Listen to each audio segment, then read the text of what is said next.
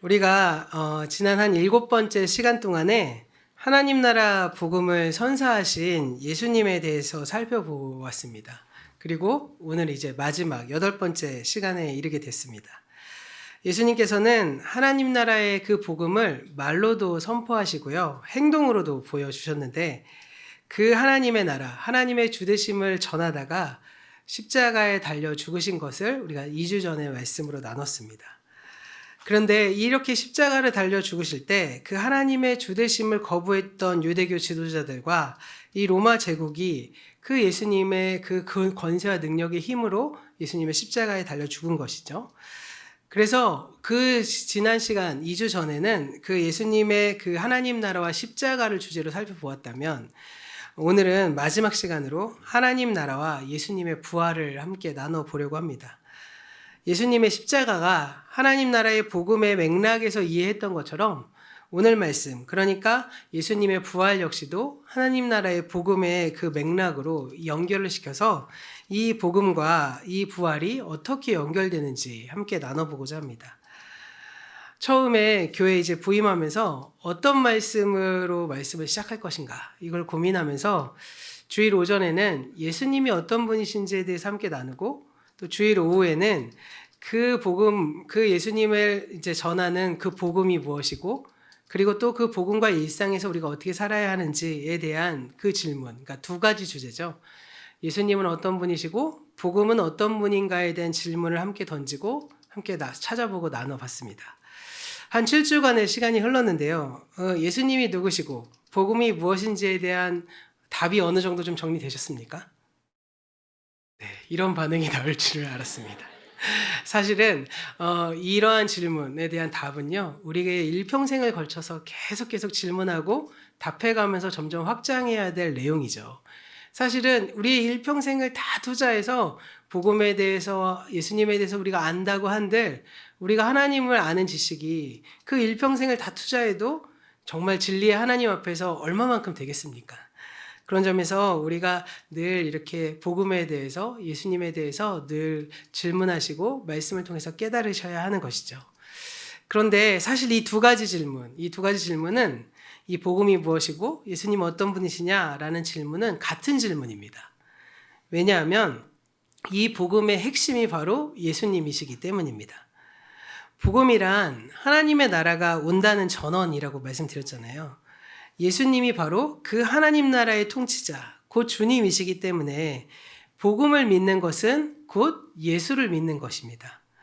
그러니까 예수에 관련된 교리를 내가 믿는 것이 아니라 예수님 그분 자체를 내가 믿어서 나의 삶 속에, 우리의 삶 속에 예수님이 실제적인 주님, 실제적인 주인이 되시게 하는 것, 이것이 바로 예수를 믿는다는 것이죠. 오늘 함께 우리가 읽어본 이 로마서의 첫 장면, 이 1장 1절부터 4절의 이 서론에 해당되는 말씀은 우리가 믿는 이 복음의 내용을 요약해서 아주 잘 제시하고 있는 말씀입니다. 우리가 다 알고 있는 것처럼 이 로마서는 사도 바울의 편지죠. 그런데 다른 사도 바울의 편지와 로마서가 다른 점이 있다면 그것은 바로 로마서의 말씀은 사실은 다른 서신서와는 다르게 한 번도 가보지 않았던 교회에 편지를 보낸 내용입니다. 예를 들어서 에베소서, 빌립보서, 데살로니가 전후서라는 이런 말씀들은 사도 바울이 직접 교회를 가서 개척을 하고 그 개척한 교회에 시간이 지나서 그 교회에 어떤 문제가 있음을 발견하게 되든지 소문을 듣든지 권면하고 싶은 내용이 있으면 그것을 편지로 써서 보낸 내용이라면, 로마서의 말씀은 사도 바울이 한 번도 가서 보지 못했던 그 로마 땅에 이미 하나님의 교회가 세워져 있음을 알고 난 다음에 사도 바울이 그 로마를 가서 그들과 만나기를 소원하면서 쓴 편지이기 때문입니다. 그런 점에서 이 로마서에는 다른 서신서와는 없는 다른 독특한 점이 발견되는데, 그것은 자신에 대한 소개가 조금 더 두드러진다는 것이고요. 왜냐하면 아직 한 번도 가보지 못했던 곳이니까요. 그리고 자신을 알고 있는 사람들이 아니었기 때문에 자신에 대한 소개가 좀 드러나고, 그 다음에는 복음에 대한, 하나님 나라의 복음에 대한 아주 디테일한 설명들이 잘 기록되어 있습니다. 그래서 로마서를 가지고 우리는 복음의 정수라고 말하는 것이죠. 그러니까 바울의 입장에서 보자면 자신이 한 번도 가보지 못한 그 교회에 자신이 좀 있으면 이제 가고 싶은 마음이 있는데, 사실 그 가고 싶은 마음은 로마서를 보면 우리가 알 수 있듯이 사도 바울은 땅끝까지, 예수님이 말한 그 땅끝까지 이르러서 복음을 전하고자 했는데요. 그 땅끝은 그 당시 사람들의 인식으로 따지면 오늘날로 말하면 스페인이었거든요. 이 스페인을 땅끝으로 보아서 스페인으로 가기 전에 로마에 이제 교회에 방문하고 이 로마를 경유지로 삼아서 땅끝까지 가고자 하는 열망이 있었던 것입니다. 그런 점에서 사실 이 바울은 로마서의 말씀을 쓰면서 로마 교회의 교인들에게 자신이 이제 땅끝까지 가려고 하는데 그곳을 가기 위한 후원금을 좀 받아내고 싶기도 했고, 그들의 지지를 받아서 땅끝으로 가기 위해서 이 로마서를 썼던 것이죠. 그래서 보다 자신의 어떤 다른 말씀에는 예전에 우리가 이런 일이 있었고 뭐 이런 일이 있었고 이런 어떤 회고적인 사건들이 좀 기록되어 있다면, 로마서에는 그런 것이 없으니까 복음에 대한 내용들이 쭉 정리돼서 아주 어떻게 보면 이 복음서의 말씀보다 훨씬 더 신학적인 발전된 어떤 신학의 정수들이 담겨져 있는 것입니다. 그런 점에서 이 사도 바울은 이 로마서의 말씀을 통해서 하나님 나라의 복음을 잘 전하고 있는데, 그 가운데서도 오늘 우리가 함께 읽어본 1절부터 4절의 말씀이 더욱 그것을 압축해서 잘 보여준다는 것입니다. 우리가 이 1절 말씀을 통해서 이 바울의 소개와 그 복음에 대한 소개를 어떻게 하고 있는지 좀 살펴보도록 하겠습니다. 화면을 보시면서 1장 1절 말씀 함께 읽어보도록 하겠습니다. 예수 그리스도의 종 바울은 사도로 부르심을 받아 하나님의 복음을 위하여 택정함을 입었으니. 이 말씀은 바울이 자신의 소개를 잘 하고 있는데요. 그는 그리스도의 종으로 부름을 받아서 사도가 되었다, 이렇게 밝힙니다. 그리고 더 나아가서 하나님께서 바울을 부르신 이유는 바로 하나님의 복음을 전하기 위해서였다라고 소개합니다. 그러면 그 전하고자 하는 복음의 내용이 무엇이냐? 바로 2절부터 4절까지가 그 복음에 대한 설명입니다. 우리가 다시 한번 2절부터 4절의 말씀을 좀 길지만 함께 읽어보도록 하겠습니다. 이 복음은 하나님이 선지자들을 통하여 그의 아들에 관하여 성경에 미리 약속하신 것이라. 그의 아들에 관하여 말하면 육신으로는 다윗의 혈통에서 나셨고 성결의 영으로는 죽은 자들 가운데서 부활하사 능력으로 하나님의 아들로 선포되셨으니 곧 우리 주 예수 그리스도시니라. 이 2절부터 4절의 말씀이 어떻게 보면 예수님에 대해서, 복음에 대해서 잘 설명하고 있어서 한 절 한 절이 다 설교문이 될 수가 있습니다. 그래서 좀 모두가 다 설명하면 길어지기 때문에 오늘은 이 말씀 가운데서 4절의 말씀만 좀 집중해서 살펴보려고 합니다. 여러 가지의 번역본들을 비교해 보면 이 4절 말씀은 크게 두 가지의 해석으로 나뉘어 볼 수 있는데, 그 두 가지의 해석이 되는 기준이 바로 무엇이냐? 바로 위에 보시는 빨간색 글씨로 쓴 능력으로라는 말씀입니다. 이 능력으로라는 말씀이 성결의 영, 그러니까 성령이죠. 성령으로는 죽은 자들 가운데서 부활하신 능력, 이렇게 해석할 수도 있고요. 반대로 하반절에 붙어서 하나님의 아들로 선포되신 그 능력, 그 예수 그리스도의 그 능력으로 해석이 될 수도 있습니다. 근데 이게 뭐가 이렇게 크게 다르냐라고 생각하실 수 있겠지만, 사실은 이 상반절의 말씀으로만 이렇게 초점을 맞춰서 해석하면 이 하나님 나라의 복음이 가지고 오는 말씀에 대한 이해가 좀 부족해집니다. 사실 4절 말씀이 이 하나님 나라의 복음에 대한 내용이 아주 잘 정리되어 있는 말씀이거든요. 그렇기 때문에 사실 이 상반절의 말씀으로 해석하느냐 하반절의 말씀으로 해석하느냐에 따라 많이 달라지는데, 먼저 그 다음 장으로 보시면 이 상반절의 말씀을 가지고 말씀을 나눠볼 수 있겠다는 것입니다. 다음 장으로 화면 넘겨주시고요. 그 능력으로라는 말을 이제 헬라어를 직역해서 영어로 따지면 in power입니다. in power를 상반절과 연결시켜 보면 죽은 사람들 가운데서 부활하심으로 나타난 그 능력으로, 이렇게 해석할 수가 있다는 것입니다. 그런데 이렇게 해석을 하면요, 방금도 설명드렸듯이 하나님 나라의 복음의 의미가 잘 두드러지지가 않습니다. 그런 점에서 이 하나님 나라의 복음의 핵심이 빠지게 되는 것이거든요. 그렇게 번역하지 않고 그 다음 장으로 넘겨서 이 인파워를 하반절과 연결시켜서 우리가 볼 수 있는데요. 이것은 이제 영어로 해석을 직역을 하면 The Son of God in Power가 되는 것입니다. 그러니까 이것을 좀 이렇게 더 직역하면 성령으로 죽은 사람들 가운데서 부활하심으로 권능 가운데 있는 하나님의 아들로 확정되신 분이다. 이렇게 해석할 수가 있는 거죠. 여기서 이 인파워의 능력이 바로 밑에 권능이라는 것입니다. 그래서 새 번역 말씀에서는 이 능력을 권능이라고 해석하거든요.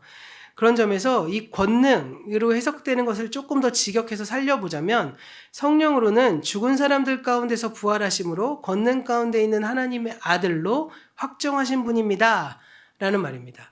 그래서 이걸 조금 더 자연스럽게 해석을 바꿔서 그 다음에 직역을 해보자면 이렇게 될 수 있는데요. 이 말씀 우리가 함께 읽어보도록 하겠습니다. 예수님은 죽은 사람 가운데서 부활하심으로 하나님의 통치권을 대행하는 하나님의 아들로 확정되셨다는 것입니다. 이 말씀이 왜 중요할까요? 이 말씀이 중요한 이유는요. 사실 우리는 예수를 믿으면 예수님은 하나님이시고 하나님은 예수님이시고 이렇게 우리가 같이 이게 당연하게 생각이 되기 때문에 이 말씀을 그냥 후루룩 하고 넘어가게 돼요.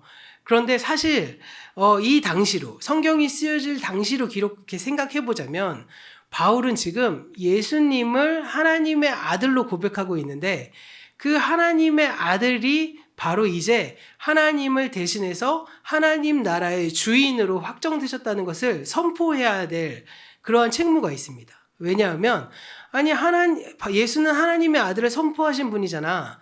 하나님의 아들이잖아. 그러면 하나님의 아들이라면 아직까지 그분이 하나님이 아니잖아요.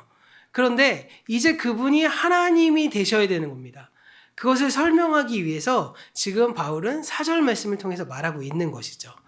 그러니까 좀 더 쉽게 설명드리면 하나님 나라의 왕은 하나님이잖아요. 그런데 이 하나님의 나라가 하나님의 아들의 나라가 된 것입니다. 그러면 어떻게 하나님의 나라가 하나님의 아들의 나라가 되었을까? 이것은 바로 4절 말씀을 통해서 우리가 생각해 보면 바로 부활을 통해서 이것이 되었다는 겁니다. 그러니까 죽은 자들 가운데 다시 살아나심으로 하나님의 왕권을 이어받는 하나님 나라의 주님이 되셨다라고 바울은 지금 설명하고 있는 것이죠. 우리가 그냥 넘어갈 수 있는 말씀이 아니라 이 말씀의 구절은 당시에 이 말씀으로 따지면 굉장히 혁명적인 지금 말씀을 하고 있는 겁니다. 우리가 지지난주까지 살펴보았던 이 마태복음을 통해서 우리가 예수님이 누구신가에 대해서 살펴보았잖아요. 그런데 이 마태복음의 말씀으로 의하면 이 땅에 사시는 동안, 공생에 사시는 동안 예수님께서는 하나님 나라의 선포자셨습니다. 그러니까 그 나라는 아직까지는 아들의 나라가 아닌 것이죠. 하나님의 나라였습니다. 아들이신 예수님은 하나님이 왕이다. 하나님이 우리의 주인이라고 선포하는 분으로 복음서에선 그려집니다. 그런데 이제 시간이 지나 로마서 1장으로 보면 예수님은 더 이상 하나님이 왕이라고 선포하는 분으로 그치는 것이 아니라 이제 그분 자신이 하나님 나라의 통치자가 된 것입니다. 즉 왕을 선포하는 그 사람이 이제 선포되신 그 왕으로서 되신 것이고 왕의 메신저가 왕이 된 것이죠. 그러면 그 분기점이 무엇이냐라고 했을 때 그 분기점은 바로 부활인 것입니다. 예수님이 죽은 자들 가운데서 부활하심으로써 하나님 나라의 통치자가 되셨다. 이렇게 바울은 설명하고 있는 것이죠. 다시 2주 전 설교로 다시 넘어가 볼까요? 예수님은 이 땅에 오셔서 하나님의 나라, 하나님의 주되심을 선포하셨습니다. 그리고 그 결과로 십자가에 못 박혀 죽으셨습니다. 그 이유는 이 땅에 권력을 가진 사람들, 그러니까 사탄의 질서를 가진 사람들이 하나님의 주되심을 거부하고 그들 스스로가 주인이 되려고 했기 때문입니다. 하나님의 주되심을 거부하고 하나님과 대신 주님이 되기 위해 싸우는 존재, 다투는 존재, 그가 누구라고 그랬죠? 바로 사탄이라고 말했습니다. 복음서에서 표면적으로 보자면 그렇게 싸우는 대상은 바로 유대교 종교 지도자들과 로마 제국으로 나타납니다. 그러면 그 유대교 종교 지도자들과 이 로마의 어떤 제국이 바로 사탄일까요? 사실 그들이 사탄이라기보다는 이 종교 지도자들과 로마 제국의 배후에서 그들을 조정해서 하나님의 주대심을 거절하도록 만들고 거부하려 드는 세력들이 있다는 것이고, 그 세력이 바로 사탄의 질서, 바로 파라오의 질서라고도 불리고 제국의 질서라고도 불리는 그 세력을 뜻하는 말이라는 것입니다. 그러니까 유대교 지도자들과 로마 제국이 힘을 합쳐서 예수님을 십자가에 죽였지만 사실 그 배후에는 사탄이 있다는 뜻입니다. 그래서 누가복음 22장 3절의 말씀을 보면 가룟 유다가 유대 종교 지도자들과 함께 모의해서 예수님을 십자가에 못 박혀 죽게 했을 때 그것을 실제로 움직인 존재가 바로 배후에 사탄이 있다고 고발하고 있습니다. 그리고 이어지는 누가복음 2장 53절에 보면 그들이 바로 어둠의 권세, 즉 사탄의 세력이라고도 말하고 있습니다. 결국 예수님은 이 사탄의 세력에 의해 십자가를 지고 돌아가신 것이었습니다. 그러면 이렇게 설명드리면 이러한 질문을 할 수도 있겠죠. 아니, 예수님이 그러한 하나님의 아들, 그리고 하나님의 통치권을 대행하는 주님이시라면 사탄의 능력을 능히 이길 수 있는 분이셔야 되는 것 아니겠습니까? 그쵸? 하나님이시라면, 그분이 하나님인데 사탄의 권세를 이기지 못한다면 하나님이 아니게 되는 것 아닐까요? 그러니까 이 말씀의 상황을 그대로 보면 사실 예수님의 방법은 사탄을 이기지 못하는 것처럼 보이고 있다는 거예요. 그런데 왜 예수님은 그러한 방식으로 십자가를 지시고 부활하심으로써 우리의 주인이 되시고 우리의 하나님 나라의 통치자가 되셨을까? 우리가 이 말씀의 포인트가 너무너무 중요하다는 겁니다. 우리가 이것을 이해하지 않고서는 그리스도인으로서 살아가야 될 기본적인 삶의 자세도 가질 수가 없다는 거예요. 그 이유는 무엇일까? 바로 여기 있습니다. 예수님이 권력과 싸워 이기시지 않고 오히려 권력에 의해 죽임당하는 방법을 선택하신 이유는 그들이 가진 힘을 제압하는 방식으로, 권력을 쌓아서 권력을 잡는 방식으로 통치하는 것이 사탄의 질서로서 작동하는 원리인 것이지 하나님의 질서로서 작동하는 원리가 아니라는 것입니다. 이 세대가 작동하는 방식은 무엇입니까? 끊임없이 위로 올라가려고 하는 움직임입니다. 권력으로 아래에 있는 사람을 찍어 누르고 더 높은 곳으로 올라가서 더 큰 권세를 쟁취한 다음에 다시 그 권력으로 더 높은 권력으로 나아가는 것, 더 도전하는 것. 그래서 가장 높은 곳에 올라서 가장 큰 권력을 거머쥔 자가 이 세상을 지배하는 것. 이것이 바로 이 세상이 지배하는 원리이자 작동하는 방식입니다. 그런데 문제는 무엇일까요? 그 권력은 결코 오래가지 못한다는 겁니다. 왜냐하면요, 끊임없이 올라가려고 하는 움직임은 끊임없이 내리려는 움직임이 동반되기 때문입니다. 좀 더 쉽게 말씀드리면 내가 끊임없이 올라가기 위해서 권력을 막 누리고 그 권력을 사용해서 찍어 누르는 일들을 계속할 때 다른 한편으로는 나를 찍어 내리려고 하는 그 움직임이 동시에 작용한다는 것이죠. 그래서 내가 힘이 있을 때, 내가 능력이 있을 때는 끊임없이 밟고 위로 올라갈 수 있지만 어느새 힘이 빠지고 능력이 빠지면 누군가로 인해 나의 권력이 내려가게 되고 땅에 꺼지게 되고 점점 밑으로 내려가질 수밖에 없는 것. 이것이 바로 이 세대의 질서가 작동하는 원리이자 본질인 것입니다. 그래서 권좌에 올라간 사람, 정점에 올라간 사람들은 다른 사람을 믿지 못하는 겁니다. 끊임없이 의심하고 계속해서 자기 자리를 위협한다고 생각하는 그 많은 사람들을 상대로 해서 그들을 믿지 못하게 되는 일들이 벌어지게 됩니다. 계속 의심해야 되고 계속 미워해야 하고 계속 죽여야 합니다. 그래서 끊임없이 피를 흘려야 하는 것이죠. 왜요? 그래야 권력이 유지되니까요. 그래서 예수님도 피를 흘리시고 십자가에 달려 죽으신 것입니다. 그러면요, 그 자리에 올라가 있는 사람들은 과연 행복할까요? 잠깐 행복하다고 착각할 수 있을지 모르겠지만 그것은 거짓 행복입니다. 행복한데 왜 의심하고, 행복한데 왜 미워하고, 행복한데 왜 죽이겠습니까? 제가 설교 때 자주 사용하는 그런 그 예화가 하나 있는데요. 바로 이동원 목사님, 지금은 은퇴하신 이동원 목사님의 그 예화를 제가 자주 사용합니다. 이 목사님께서 지구촌교회 한참 목회를 하고 계실 때 한 통의 전화를 받았는데요. 그 전화는 바로 우리나라 굴지의 대기업 회장님이셨다고 합니다. 이 회장님이 이제 암에 걸려서 수술을 받으러 가야 하는데 그때 당시에 우리나라의 의료시설이 열악했기 때문에 일본에 가서 수술을 받으셔야 했대요. 그래서 이 수술 받기 전에 이제 자신도 두려우니까 이제 기도받을 수 있는 목사님이 있을까를 찾다가 이동호 목사님한테까지 온 거죠. 그래서 이 이동호 목사님한테 연락을 해서 자기가 이제 수술 받아야 하니 나에게 기도를 좀 해주십시오. 이렇게 이제 요청을 했다고 합니다. 그래서 이동호 목사님이 아니 근데 이 사람이 예수를 믿지도 않고 교회를 다니지도 않고 그런데 이 사람한테 내가 가서 기도해 준들 뭐 큰 일이 일어날까? 뭐 이런 생각이 들었다고 합니다.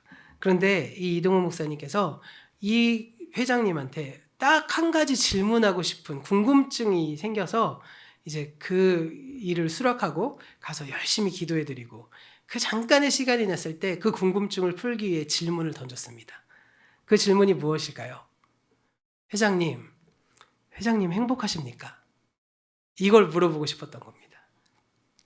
그랬더니 그 회장님이 뭐라고 말했을까요? 행복이라고요? 저는 단 한 번도 행복해 본 적이 없습니다. 이렇게 얘기했습니다.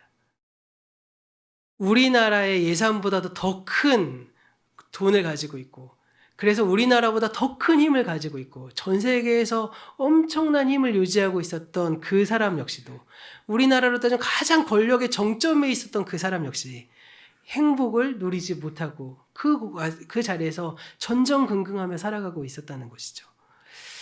제가 있었던 용인에 보면 그 용인의 양재에 한국 기독교 100주년 기념관이 있습니다. 그 100주년 기념관은 누구의 후원으로 지었냐면 그 굴지의 기업 말고 라이벌 다른 기업의 회장님이 돌아가시기 전에 후원을 한 돈으로 땅을 사고 거기에 이제 건물을 지어서 순교자 기념관을 지었거든요.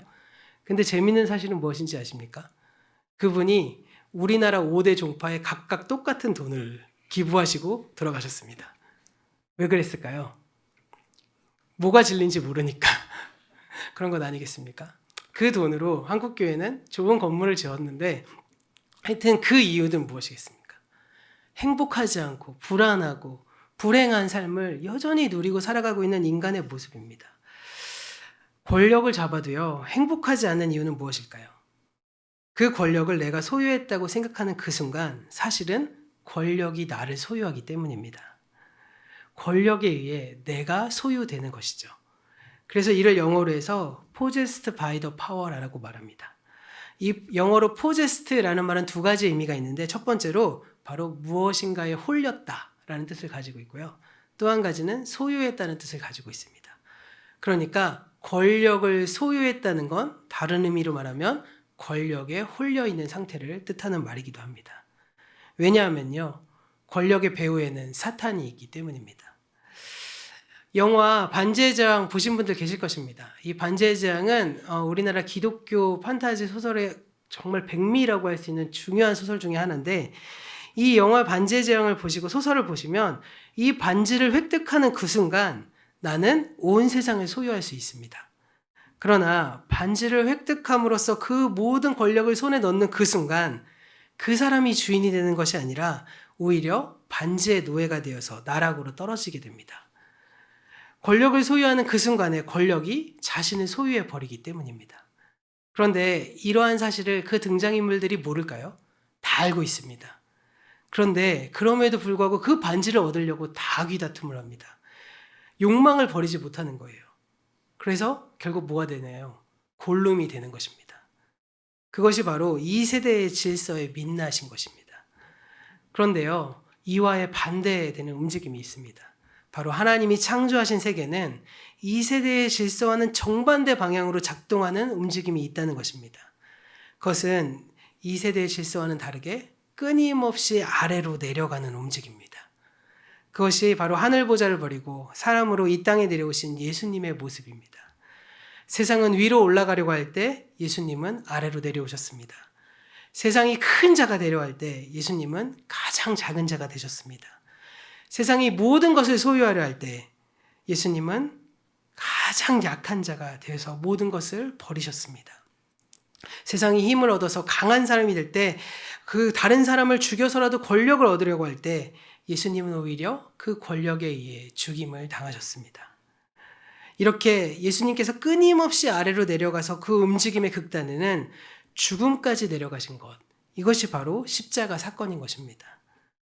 그런데요, 이렇게 끊임없이 아래로 내려가는 그 움직임에는 한 가지 놀라운 신비가 있습니다. 그것은 가장 낮은 곳은 가장 높은 곳과 통한다는 것입니다. 가장 낮은 곳에 도달하고 나면 사실 그곳이 가장 높은 곳임을 알게 된다는 것이죠. 그것이 바로 성경이 말하는 미랄의 신비입니다. 요한복음 12장 24절은 이렇게 말하는데요. 이것도 화면을 보시면서 우리가 함께 읽어보도록 하겠습니다. 내가 진실로 진실로 너희에게 이르노니 한 알의 밀이 땅에 떨어져 죽지 아니하면 한 알 그대로 있고 죽으면 많은 열매를 맺느니라. 이 말씀은 예수님께서 십자가를 앞두고 하신 말씀입니다. 죽어야 다시 산다는 것이고 죽지 않으면 다시 살 수 없다는 것입니다. 그러나 그 지점이 사실은 다시 살아나서 많은 열매를 맺게 하는 가장 높은 지점이라는 것이죠. 사실 인간의 눈으로 보면 예수님의 십자가는 외면적으로는 패배한 것처럼 보입니다. 하나밖에 없는 아들이 하나님의 주되심을 거부하는 자들로 인해서 십자가에 죽어가는데 하나님은 그 사건에 전혀 개입하지 않으십니다. 그래서 하나님도 사탄 앞에 무릎 꿇는 것처럼 보일 정도로 그 순간 하나님은 너무나 무력했습니다. 하나님이 천지의 창조자시고 역사의 주관자로서 전지전능하시다는 그 믿음이 산산조각 나버릴 만큼 하나님의 전능하심이 무너져버리는 그 상황, 하나님의 무력하심이 유난히 도드라버렸던 그 순간은 사실 하나님께서 가장 낮은 곳으로 내려가서 그 아들과 함께 계시고 그 지점에 부활의 역사가 시작된 것입니다. 결국 이 세상의 가장 낮은 곳, 바로 그 지점에서 예수님은 하나님 나라의 통치자이자 우리의 주님이 되셨습니다. 그리고 바로 그 방법으로 예수님은 사탄의 통치, 그리고 죽음과 어둠의 지배를 허무신 것입니다. 바로 이것이 하나님 나라가 작동하는 원리이자 방식인 것이죠.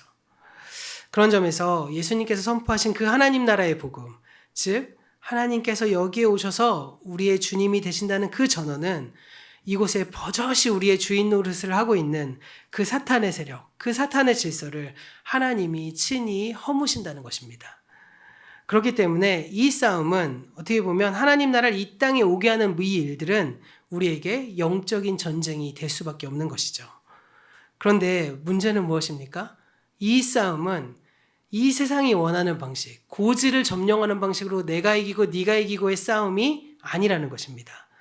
이 싸움은요, 근본적으로 하나님의 능력, 하나님의 질서를 이 땅에 가져오기 위해 세상의 모든 사탄의 질서를 무력화시키는 그런 방법으로 하나님이 역사하시는 것입니다. 그런 점에서 우리가 예수님의 부활을 생각할 때마다 우리가 예수님께서 우리에게 주신 그 영적인 싸움을 생각하면서 주님께서 우리에게 모범 답안을 주셨음을 기억하시기를 바랍니다. 우리의 싸움은요, 세상의 방식과 달라야 한다는 것입니다. 그것이 바로 기독교가 2000년을 버텨온 원동력이자 여전히 오늘도 구원의 방주로서 우리에게 주신 하나님의 사명이 됨을 기억하시길 바랍니다. 하나님의 방식대로 십자가를 지고 처참하게 죽는 것이 오히려 패배가 아니라 다시 부활의 능력으로 살아서 그 하나님의 하늘 권세를 가지고 올 것을 기억하셔야 된다는 것입니다. 우리가 오늘 말씀을 통해 깨달아야 될 중요한 사실이 바로 여기 있습니다. 예수님의 이 영적인 싸움은요, 오늘 자기 십자가를 지고 예수를 따르는 사람들, 바로 우리를 통해서도 계속 지속되고 있기 때문입니다. 그래서 자기 십자가를 지고 주를 따르는 사람은 예수님의 부활을 통해 승리를 볼 수 있는 눈이 있어야 한다는 것이죠. 우리가 십자가를 질 수 있는 이유는 내가 능력이 있어서가 아니라 그것이 부활에 이르는 유일한 길이기 때문입니다. 십자가를 통하지 않고서는 부활에 이를 수 없습니다.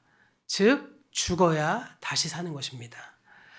우리에게 찾아오는 새로운 한 주간 우리 모두 이 십자가의 신비를 깨닫고 이 신비를 실천하는 주님의 참된 제자가 되기를 소원합니다. 그래서 더더욱이나 예수님이 다시 살아나신 이 부활은 과거의 시간이면서 동시에 오늘의 시간이 되고 미래의 산 소망이 되는 것입니다. 십자가의 현실이 오늘 여전히 우리의 삶 속에서도 지속되고 있기 때문입니다. 사탄의 질서가 여전히 살아서 힘을 떨치고 있습니다. 그래서 우리는 이 사탄의 질서를 경계하되 이 질서가 사실상 그 힘을 다 잃어버린 예수 그리스도의 십자가 부활로 인해서 모든 힘이 제거되고 이제 남은 잔존의 힘만을 가지고 버티고 있음을 기억하면서 소망으로 오늘을 살아내고 나를 죽음으로 몰고 가는 그러한 일들이 지속되어야 한다는 것이죠. 그런 점에서 우리 안에 하나님이 다시 오실 그날 이 모든 일, 역사의 주관자 되시고 완성되실 그 하나님께서 우리가 가지고 있는 그 고통도, 그 아픔도, 슬픔도 깨끗하게 사라지게 할 것임을 믿으며 나를 십자가로 가져가고 죽어야 다시 사는 놀라운 삶을 살아내는 저와 여러분이 되기를 소원합니다. 오늘 다가오는 한 주간 이 함께하는 모든 믿음의 성도님들에게 주님의 부활의 충만한 은혜가 함께하시기를 간절히 축원합니다. 기도하겠습니다.